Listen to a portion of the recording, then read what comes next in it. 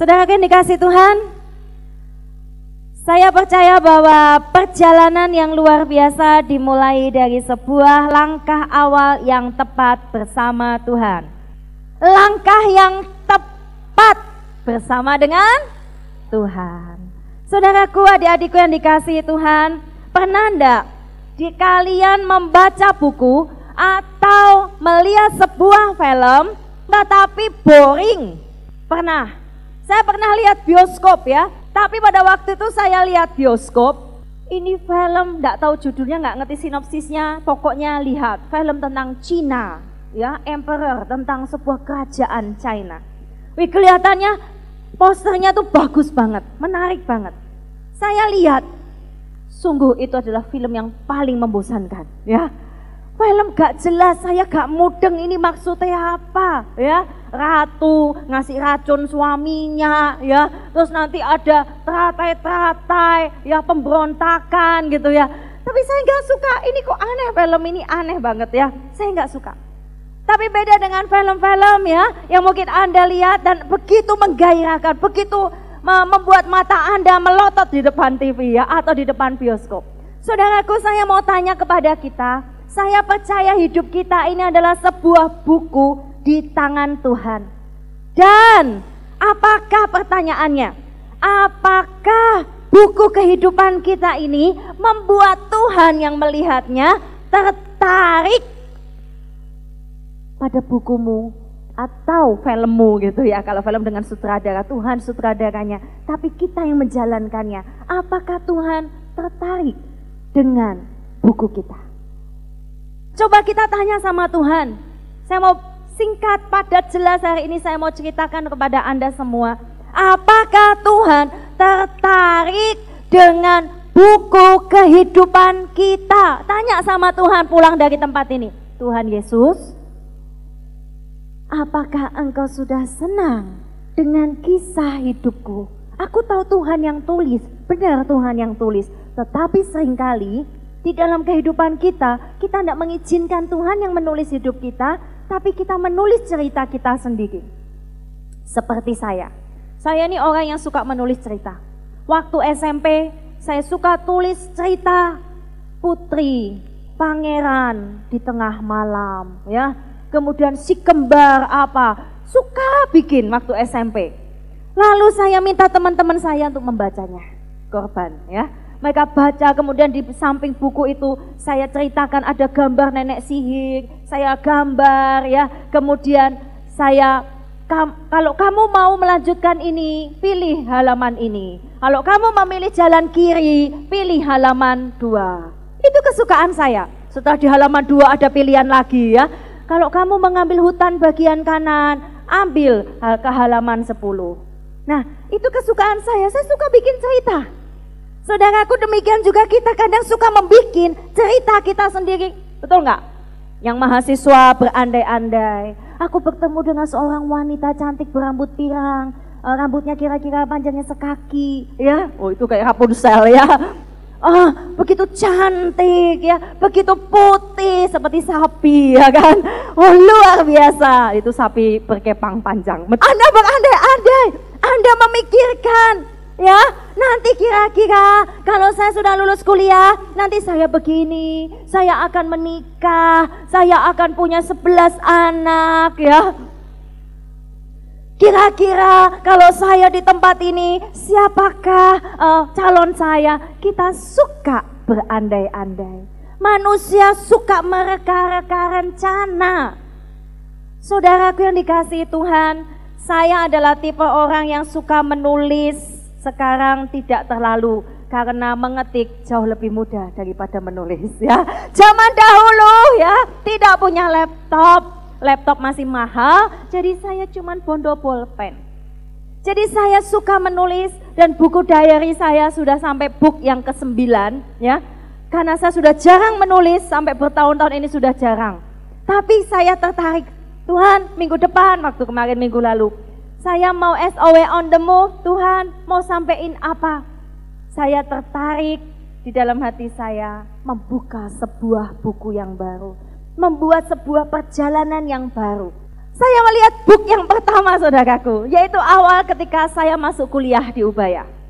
Saya melihat dengan cepat kembali mereview apa sih yang terjadi ketika saya masih semester 1 di Ubaya.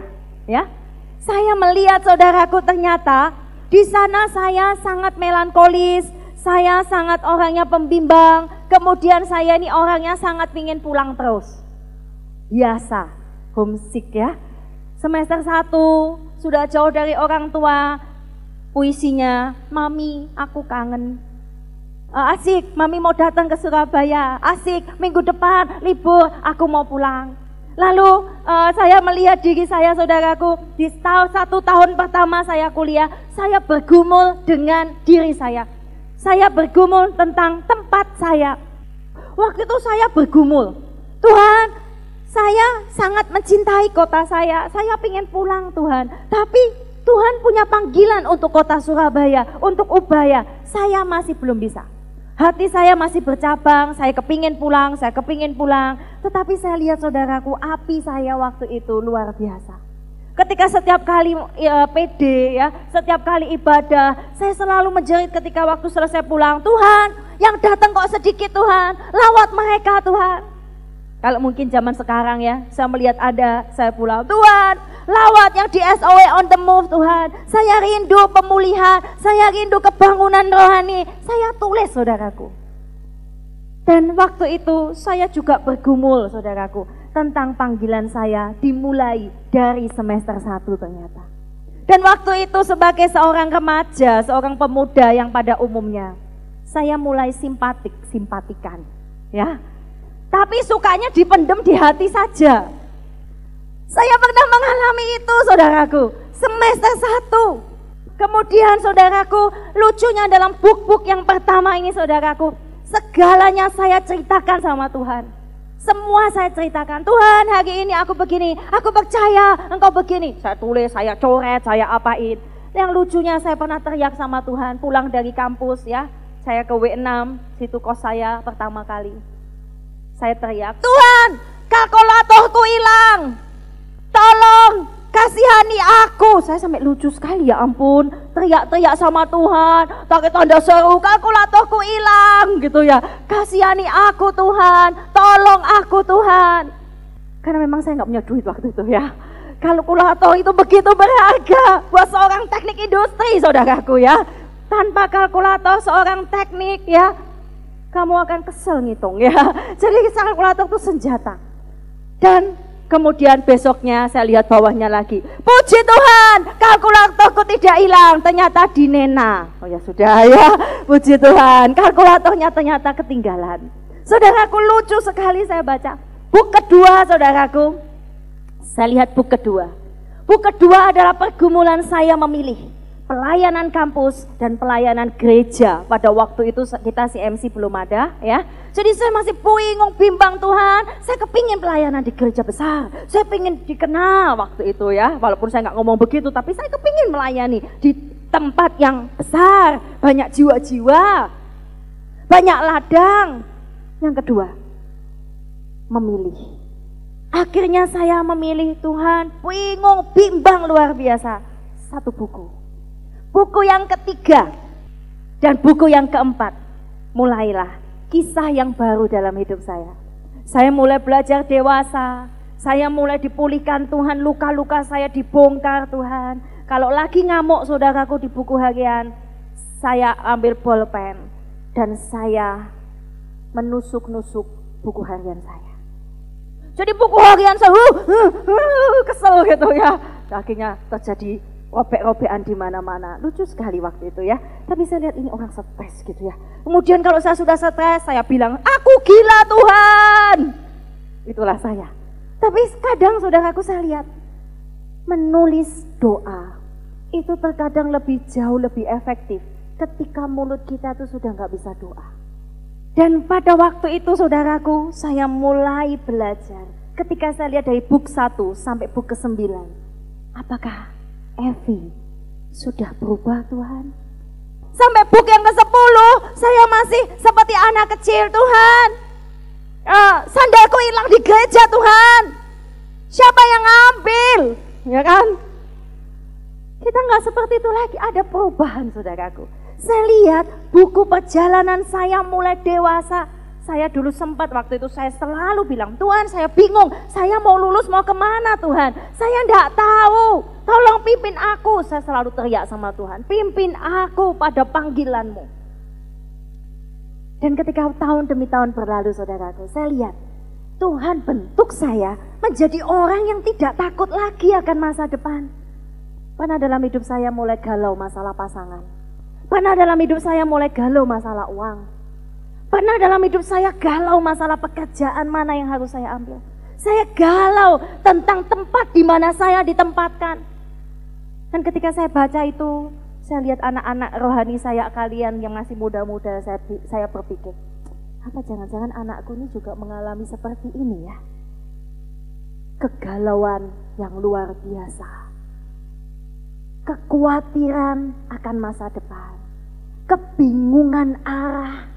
Bingung, tidak mengerti jati diri saudaraku.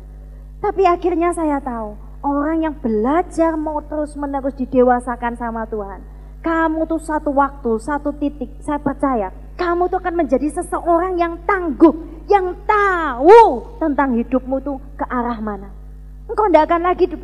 Saya pernah ada seorang yang berkata pada saya, waktu dulu ya saya baca ada orang yang berkata pada saya, jangan suka melihat, menginginkan dan terpengaruh dengan panggilan orang lain.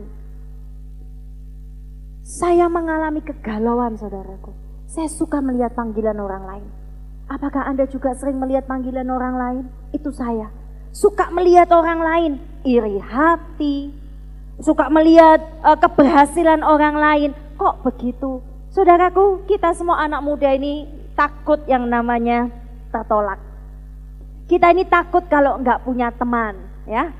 Misal, kalau saya baca anak mahasiswa sudah gede ya, sudah bisa berangkat sendiri. Anda tidak boleh masih seperti ini, seperti anak-anak. Fiona datang ke sini kalau enggak ada temannya enggak mau, Miss. Ya kan? Jojo kalau ke tempat ini enggak ada temannya enggak mau, Miss. Tapi saya percaya kalian yang sudah belajar dewasa, kalian ke tempat ini, kalian melayani, kalian mengambil sebuah keputusan untuk masa depan, bukan lagi karena orang lain. Yang setuju katakan amin. Kalian sudah besar, belajar mengambil keputusan. Bahkan sejak masa remaja kalian juga yang di depan saya, belajar mengambil keputusan. Contoh, teman-temanmu semua berkata negatif, teman-temanmu semua berkata kotor. Niru enggak? Kemudian teman-temanmu semuanya misalnya satu kelas ya, banyak angkatanmu sudah punya pacar semua ya, mikirin duit semua. Apakah kita, fokus kita bukan lagi pasangan dan semuanya itu saudaraku, fokus kita ke Tuhan. Saudaraku, damai sejahtera dari Tuhan itu ajaib. Engkau enggak punya uang, damai. Tapi orang yang enggak punya damai sejahtera dari Tuhan merasa selalu miskin, aduh enggak punya uang. Kalkulator itu begitu berharga, dikembalikan sama Tuhan, ya. Pernah kita berpikir Tuhan aku nih miskin Tuhan, orang tua aku enggak kaya Tuhan, aku takut nanti enggak dapat pasangan di Ubaya atau di UKDC, ya. Tiga takut enggak dapat pasangan? Oh enggak ya, luar biasa ya. Percaya Tuhan berikan yang terbaik. Kalau kita damai sejahtera dunia saudaraku, kita nyaman, kita damai karena kita mendapatkan apa yang kita inginkan. Tapi di dalam Tuhan tidak begitu. Sekalipun kau tidak kaya, sekalipun kau belum punya pasangan, sekalipun engkau akan tetap bisa merasakan damai. Amin. Itu damai dari Tuhan. Saudaraku, anak muda mudah tertolak, takut tertolak karena teman. Bukan cuman anak muda. Kita lihat baca sama-sama ya. Di dalam Keluaran 4, sebuah buku kehidupan dari seorang Musa.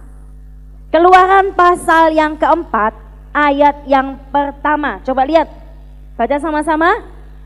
Sudah? Sudah ketemu? Keluaran 4 ayat 1, 2, 3. Lalu sahut Musa,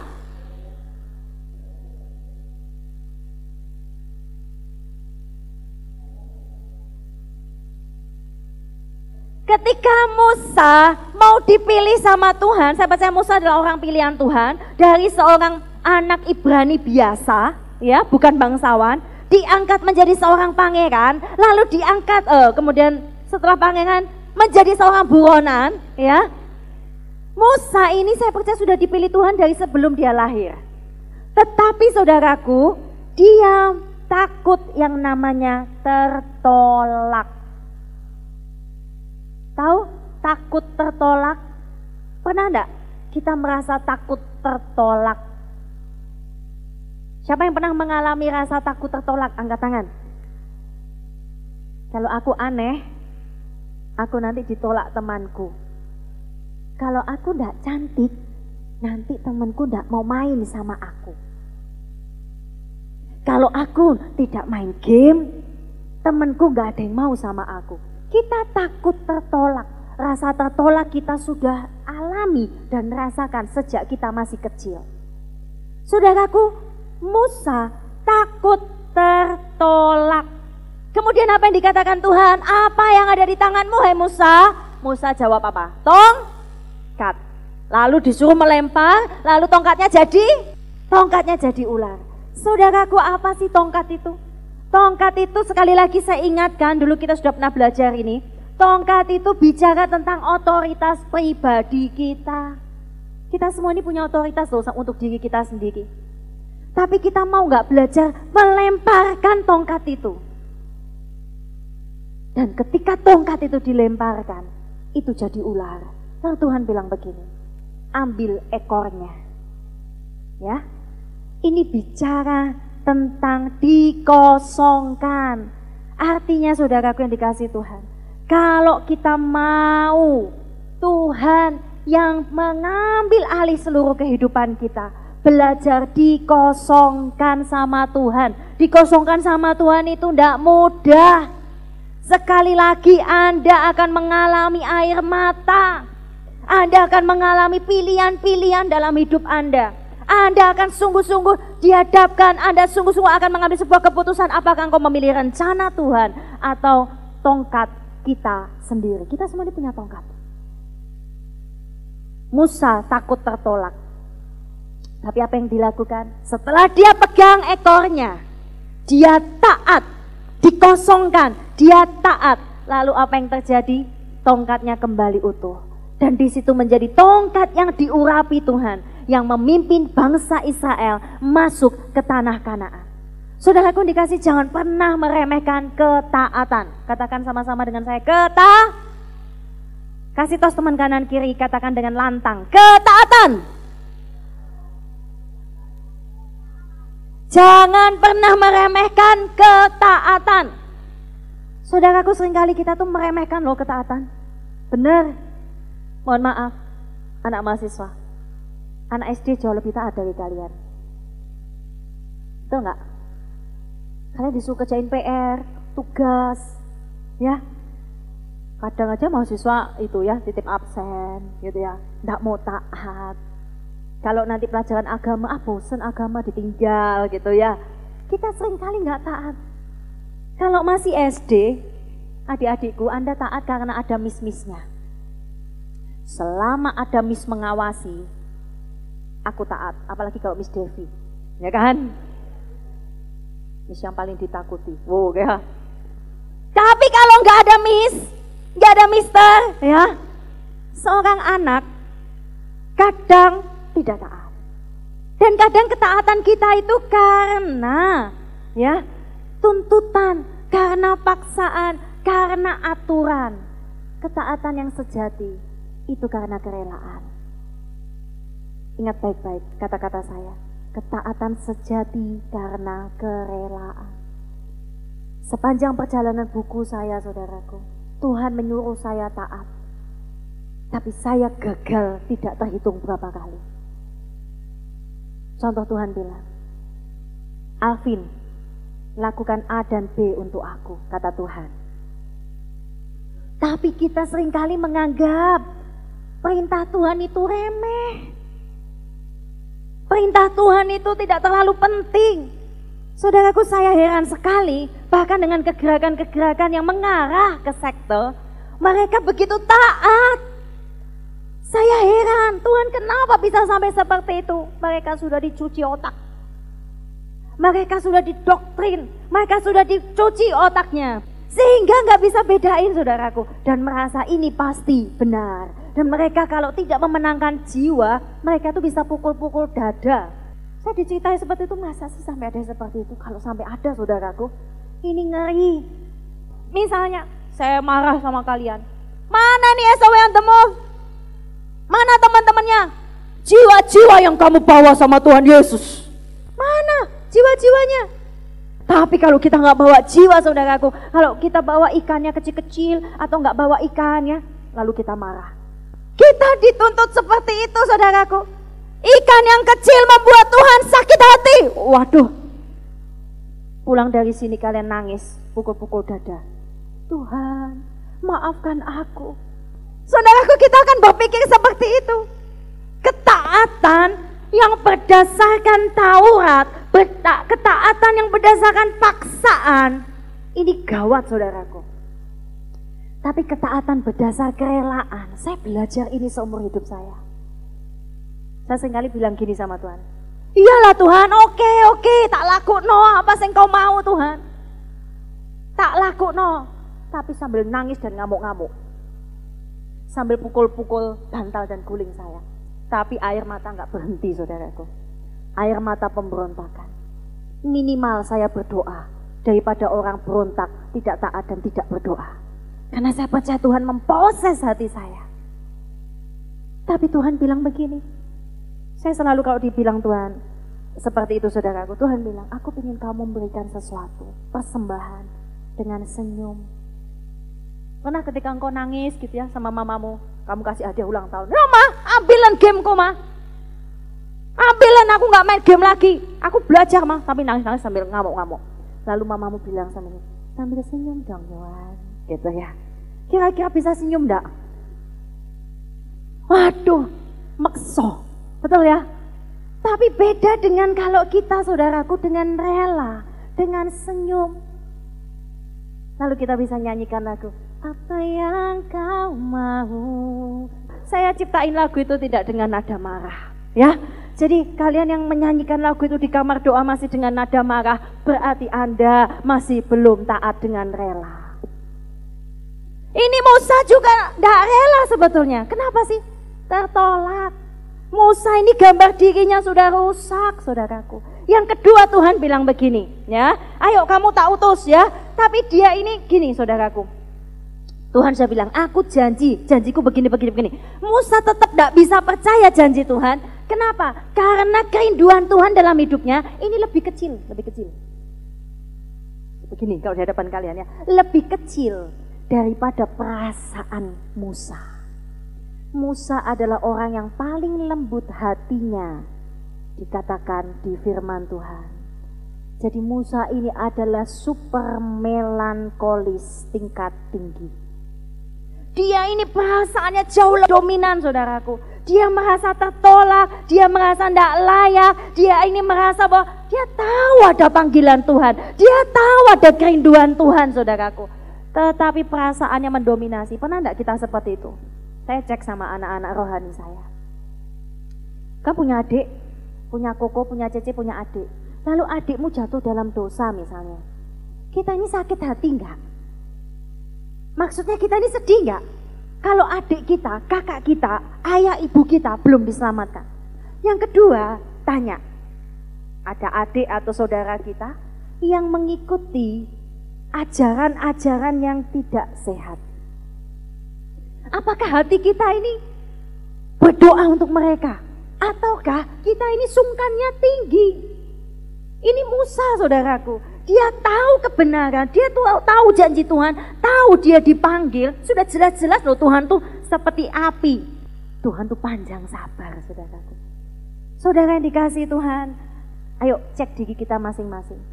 Jangan sungkan mengajak jiwa. Saya tidak akan mengatai Anda membawa ikan kecil, ikan teri. Ya, di hadapan Tuhan persembahan kalian sangat indah. Betapa indah kalau kita tuh bisa taat sambil senyum sama Tuhan. Amin. Siapa yang mau taat sambil senyum? Sekarang senyum sama Tuhan. Bilang, Tuhan aku mau taat sambil senyum ya. Senyum sama Tuhan. Saya percaya hati bapak kita, ayah mama kita, ya ayah mama ya.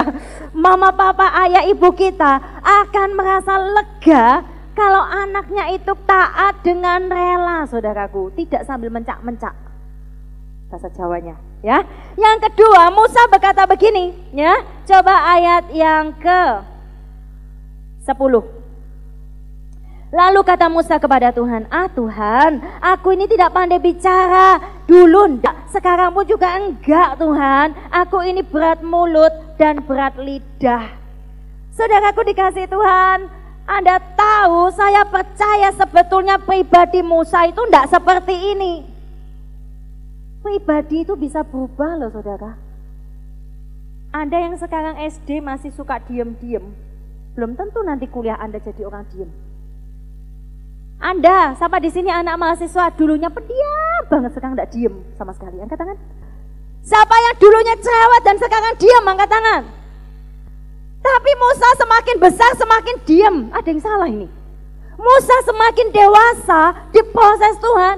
Ini semua potensinya, semua pribadinya, semua jati diri di dalam Tuhan itu terkubur saudaraku.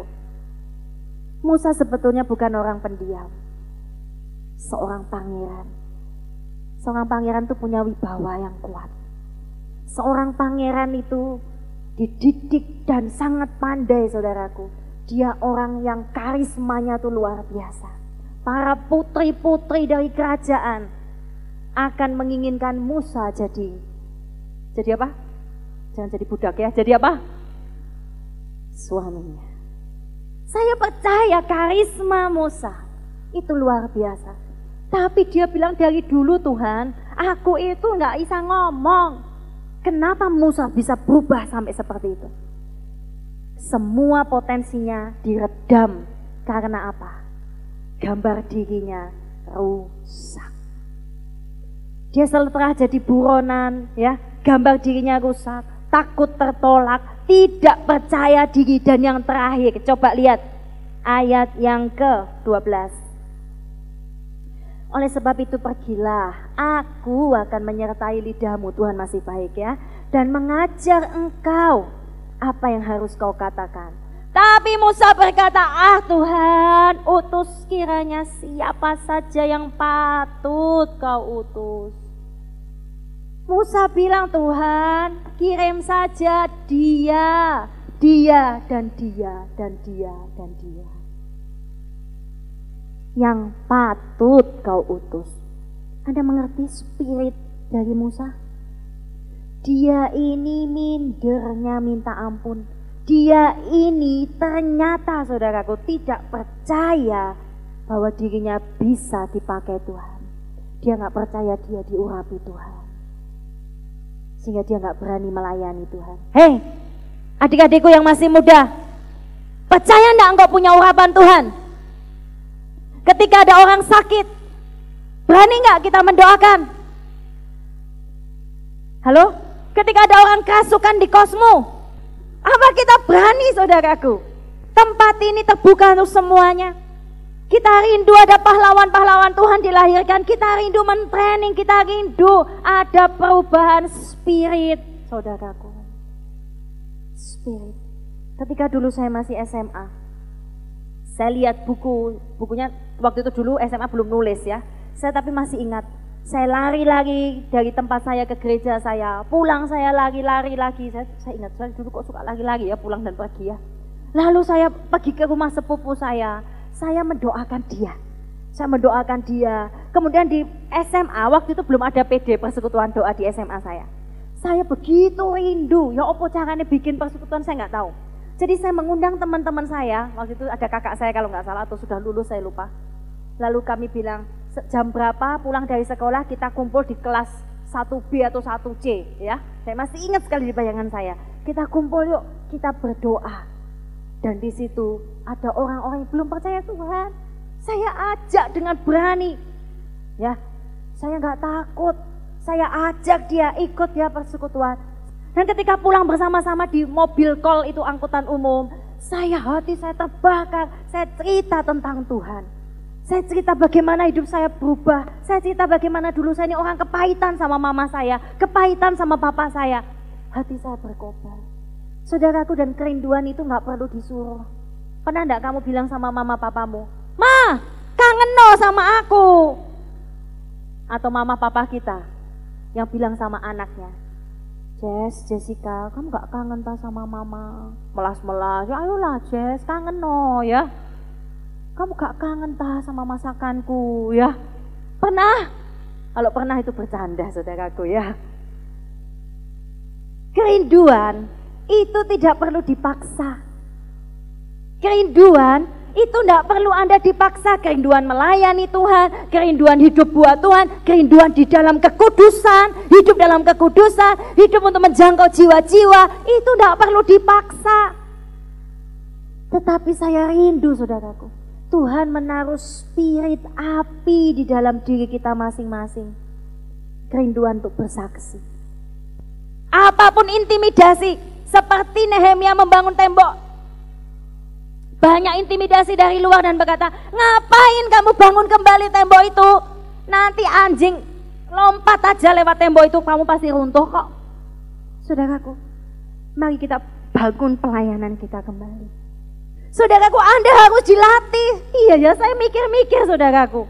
Dulu saya sering ke rumah sakit, sekarang sudah nggak pernah lagi ya. Saya merasa ya sudahlah, anak-anak saja ya. Tapi saya rasa itu perlu untuk men-training Anda berhadapan dengan keadaan yang sesungguhnya. Anda harus diutus Tuhan ke kampus, ke rumah sakit, berdoa untuk orang yang koma, injili. Kamu gak usah teriak-teriak di rumah sakit, "Percaya Tuhan Yesus, amin, dalam nama Yesus." Oh, gak perlu. Bisikkan di telinganya, orang koma kamu gituin, bangun, lalu mati ya. Bangunnya cuma sebentar. Bisikkan, orang koma itu setengah sadar dia masih bisa dengar.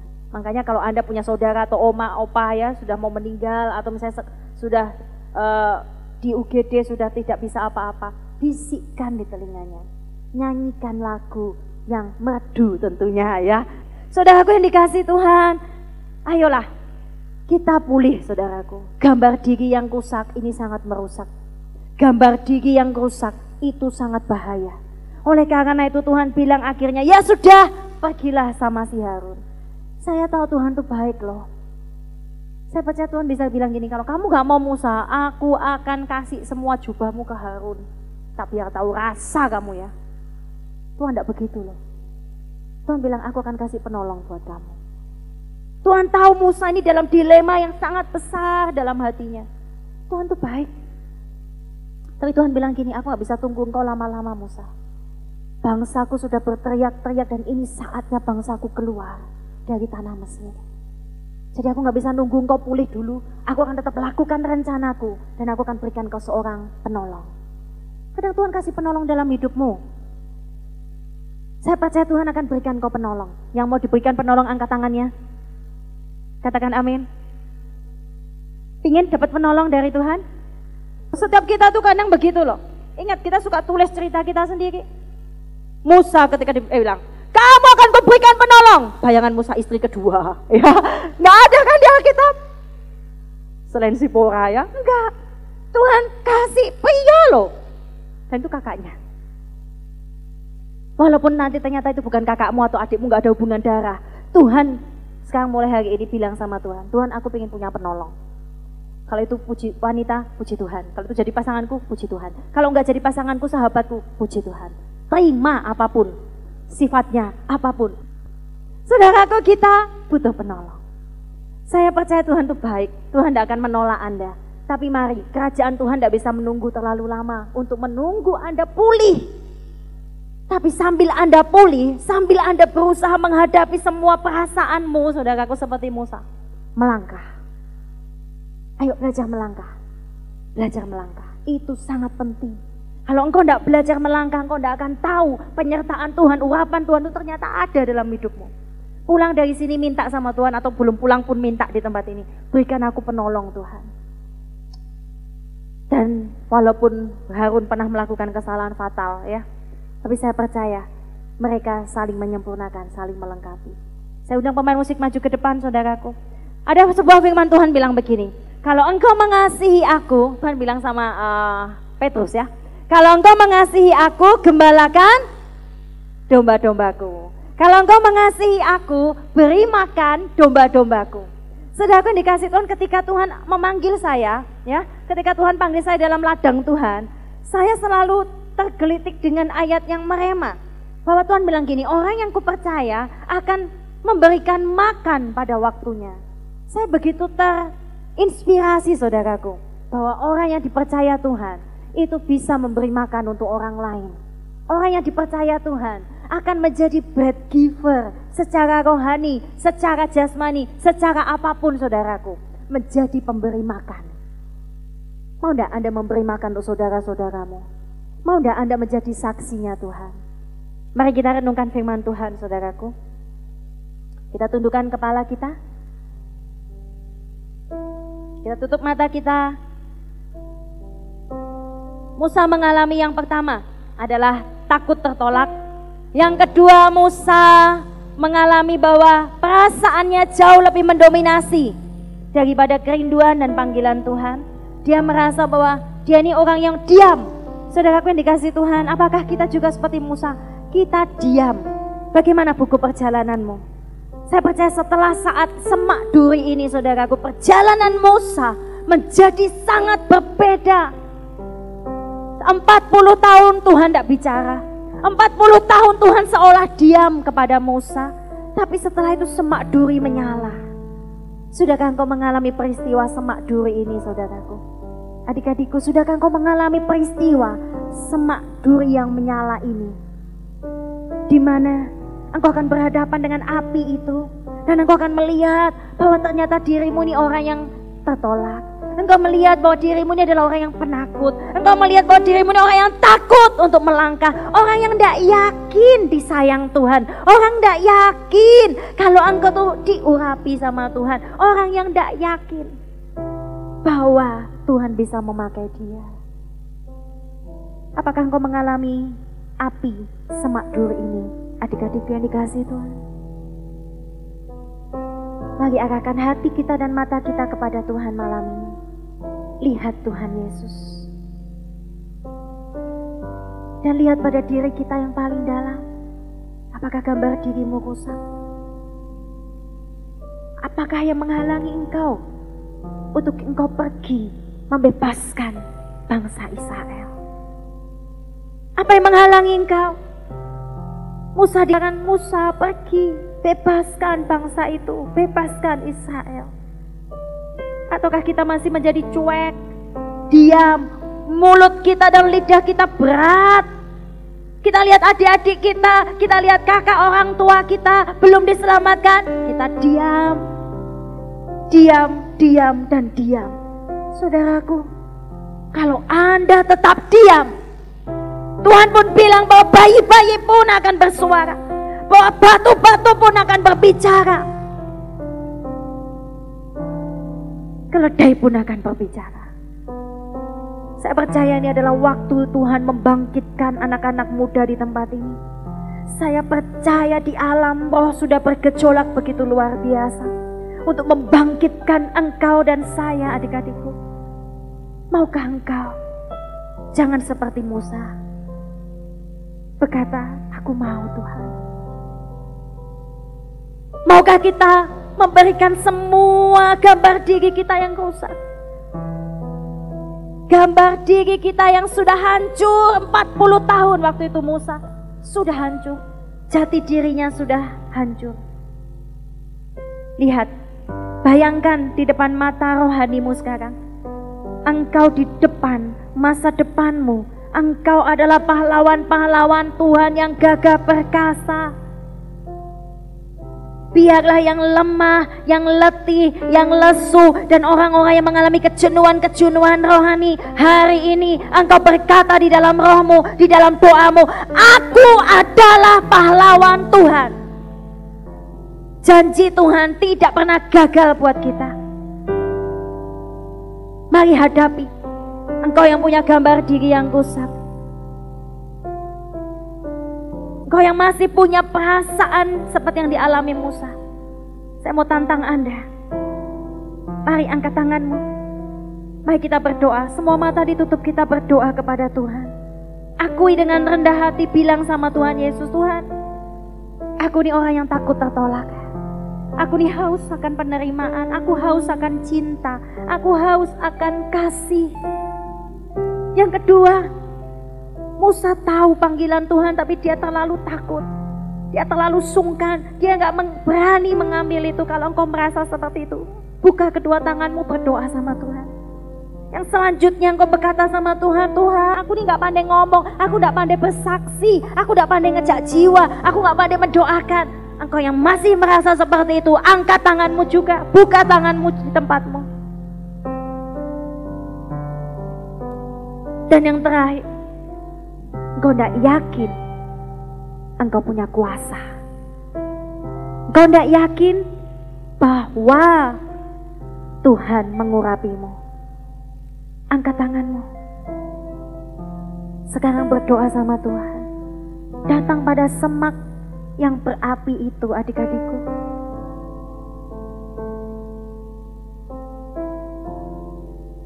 Yesus Tuhan, datang di tempat ini, Roh Kudus. Datang di tempat ini dan lihat kami. Kami pasukan-pasukanmu, kami adalah tentara-tentaramu. Gambar dirimu yang rusak, mari hari ini bawa sama Tuhan.